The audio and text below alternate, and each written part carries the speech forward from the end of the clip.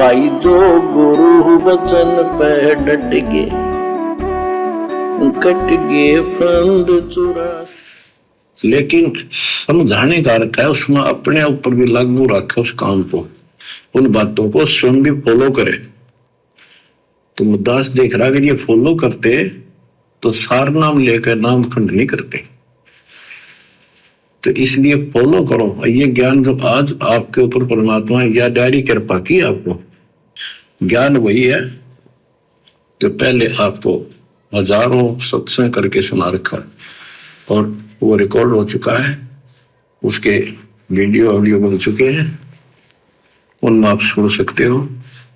तो अब फिर नए सिरे से क्यों सुनवाना पड़ा आपको? आप ढीले पड़ गए थे, आप हल्के में ले चुके थे, सेवा जरूर करते थे लेकिन वह लगन कम हो गई थी आप। तो देखो आपको परमात्मा बताते हैं कि ये गंदा लोक है, ना कोई रहा ना कोई रहेगा, एक दिन सब चले जाएंगे। ये अवतार अलग चले गए, जिनको राम और कृष्ण को भगवान मानते थे सारे मर गए। श्री रामचंद्र जी ने सरयू नदी में जल समाधि ली, डूब के मरे, कति दुखों से दुखी होकर। अंत में जब उसके पुत्र भी विरोधी हो गए, पत्नी सीता जमीन में समा गई, उसको घोर अंधेरा हो गया, वहां से आकर सीधा सरयू नदी में कूद गए और मृत्यु को प्राप्त हुए। श्री कृष्ण जी की मृत्यु कैसे हुई आपको पता है? एक पार दिन तीर मार दिया, उस तीर के कारण, विषाक्त तीर के कारण की मौत हुई। और अपने कबीर साहब का सतलोक गमन कैसे हुआ पता है? दो राजा खड़े थे, हजारों सैनिक खड़े थे दोनों के, और दर्शक बहुत खड़े थे। सभी धर्मों के लोग देखने गए थे, देखेंगे मगर मरने वाला कहाँ जाता है।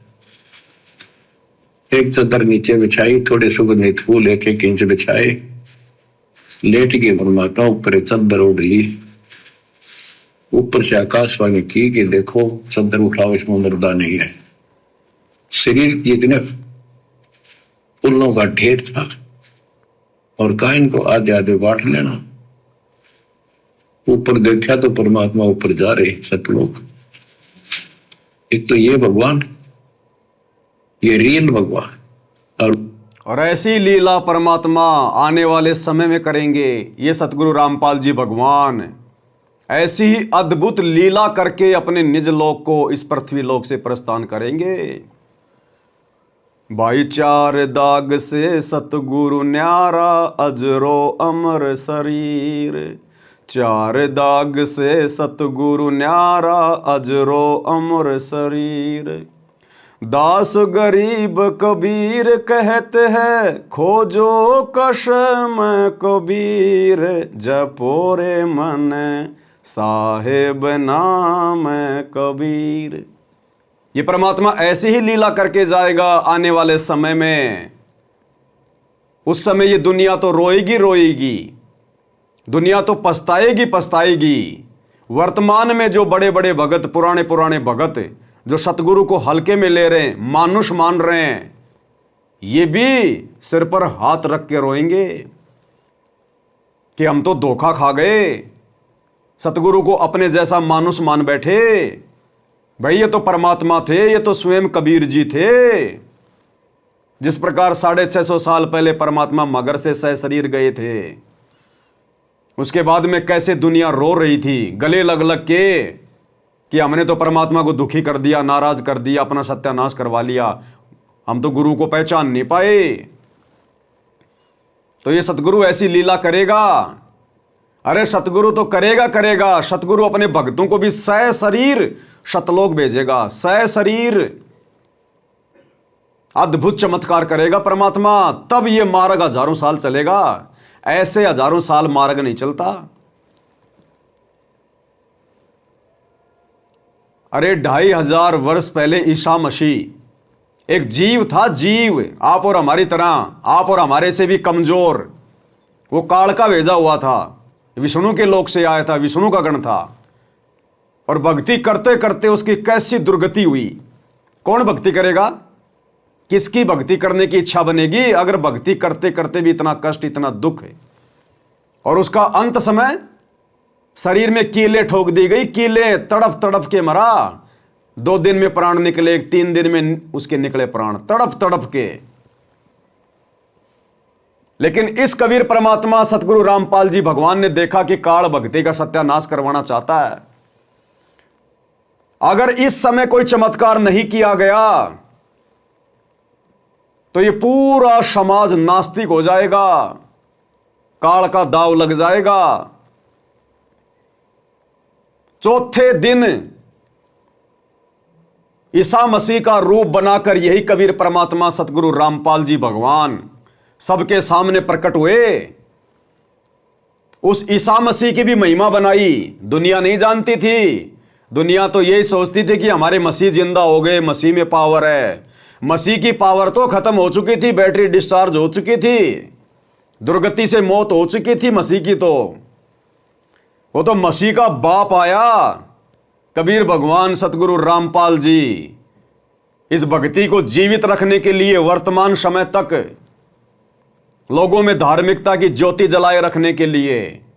और ईसा मसीह का रूप बना के 40 दिन तक परमात्मा रहा, चमत्कार किए, अनेकों को जीवित किया परमात्मा ने। तब जाकर आज ये ईसाई धर्म चल रहा है। नहीं तो ईसा मसीह के नाम का कोई मंदिर भी देखने को नहीं मिलता, कोई चर्च भी देखने को नहीं मिलता। तो क्या ये परमेश्वर वर्तमान में ऐसे ही चला जाएगा, 4 दाग में जाएगा? ये तो अजब गजब लीला करके जाएगा जो आज से पहले कभी घटित ना हुई हो। ये स्वयं तो सह शरीर जाने की छोड़ो, अपने भक्तों को परमात्मा जिनको चाहेगा उनको सह शरीर लेके जाएगा। और दुनिया देखेगी जैसे 500 साल पहले मीरा का चाचा ससुर भवन, वो गुलाम और घोड़ा सह शरीर उस राणा के सामने, मंत्रियों के सामने आकाश में उड़ गया था, सह शरीर। ऐसे ये परमात्मा अनहोनी करेगा, तब ये काल की दुनिया के लोग मानेंगे हां सतगुरु रामपाल जी कौन थे, क्या थे। तब ये मार्ग हजारों साल चलेगा, हजारों साल। ऐसे नहीं चलता मार्ग, ऐसे नहीं चलता पंथ। ये मुसलमान धर्म का जो चल रहा है, ये पंथ चल रहा है, ये इस्लाम पंथ चल रहा है, ऐसे नहीं चल रहा। ये हजरत मोहम्मद की वजह से नहीं चल रहा। वो तो आप और हमारी तरह 2 कोटि का जीव था, एक इंसान था, लेना देना कुछ नहीं था। वो मरी हुई गाय जिंदा किसने की? इसी कबीर भगवान सतगुरु रामपाल जी ने, हजरत मोहम्मद ने नहीं करी। उसने तो सारे जंतर मंत्र कर लिए थे, अंत में रोने लग गया साइड में जाके। तब ये परमात्मा आए सूक्ष्म रूप में, केवल हजरत मोहम्मद को दिखाई दिए। वो मरा हुआ वो बकरा हजरत मोहम्मद ने जिंदा नहीं किया, इस कबीर परमात्मा सतगुरु रामपाल जी ने जिंदा किया। उसकी महिमा बनाई भक्ति को यहां तक लाने के लिए। और अब समर्थ आ गया, खुद बापों का बाप, no middle man, only father. और अब परमात्मा सबको एक कर देगा जो भक्ति चाहेंगे उनको, और जो एक नहीं होंगे उनको यहां से जाना पड़ेगा, यहां से जाना पड़ेगा मौत को गले लगा के। दर्दनाक मौत, अकाल मौत, चारों धर्मों वालों को। जो जो सतगुरु की शरण में आ जाएगा उसकी मौज, उसको सतगुरु हाथों पे रखेगा। बाकी भाई काल के शिकंजे में अकाल मौत मर के जाना पड़ेगा। ये कुंभ में मर गए भगदौड़ में हजारों। आज ही कुंभ के लिए एक ट्रेन जा रही थी, वहां से दिल्ली से भगदड़ मच गई, 20-25 मर गए। और आने वाले समय में आपको ये घटनाएं बहुत तेजी से घटित होती हुई दिखाई देंगी। वहां 100 मर गए, वहां 1000 मर गए, वहां भूकंप आ गया, वहां पर ट्रेन में आग लग गई, वहां ये हो गया। आने वाले समय में बहुत तेजी से घटनाएं दिखाई देंगी आपको। इसलिए समय रहते ये दुनिया वाले भी आंखें खोल लें, अपने बाप को पहचान लें। यह है वो कल की भगवान सतगुरु रामपाल जी जो तुम्हारे बीच में घूम रहा है, 30 साल से तुम्हारे बीच में बैठा है। यह है कल की, पहचानने की जरूरत है। वो कल की कोई शींग लगा के नहीं आएगा, पूंछ लगा के नहीं आएगा। लेकिन भैया बात यह भी है कि ये कल की अपनी पहचान भी उसी पुण्यात्मा से करवाएगा जो इसके लोक में जाने की अधिकारी होगी। बाकी तो आने वाले समय में इनको डर के पहचानेंगे, अपनी मौत के डर से पहचानेंगे, मतलब जबरदस्ती स्वीकार कर लेंगे। जैसे कहते हैं कि मुसीबत में तो गधे को भी लोग बाप बना लेते हैं। तो जो विशेष आत्मा नहीं होंगी, आने वाले समय में जब काल का कहर टूटेगा, दुनिया पर तांडव मचेगा, अतिवृष्टि, अनावृष्टि, ओलावृष्टि, बाढ़, भूकंप, अकाल, युद्ध, महायुद्ध, गृह युद्ध, महामारियां, तो मजबूरी में बाप बनाना पड़ेगा इनको, और कोई ऑप्शन दूसरा नहीं है धरती पे। लेकिन हम भक्तों को जो परमात्मा ने मेहर कर दी, समय से पहले अपनी जानकारी दे दी, अपनी शरण में ले लिया, अरे हम क्यों नादानी दिखा रहे हैं? सतगुरु खुद अपने मुख कमल से कह रहे हैं कि अगर तुम मेरे सत्संगों के ऊपर अमल करते, अगर तुम ध्यान से सत्संग सुनते, तो ये गलतियां तुम ना करते। तो भैया सतगुरु के नियम अनुसार चलो, मर्यादाओं को फॉलो करो, सतगुरु को नाराज ना करो। सतगुरु नाराज हो गया तो जीवन नरक बन जाएगा, नरक। और कहा इनको आधे आधे बांट लेना। ऊपर देखा तो परमात्मा ऊपर जा रहे सतलोक। एक तो ये भगवान, ये रियल भगवान, और वो नकली भगवान। वो हम मान रहे थे भगवान है, वो भगवान है नहीं, परमात्मा नहीं है। तो क्या बताते हैं गरीबदास जी, कहते हैं ये सारा नकली सांग है। आया माया आदि कीनी चतुराई, झूठी बाजी पिंड दिखाई, ताका प्रतिबिंब डारा है। सतलोक में सब सुख है, अविनाशी शरीर है, अमर शरीर है। भगवान तो अमर है ही, वहां रहने वाले भी सारे अमर है।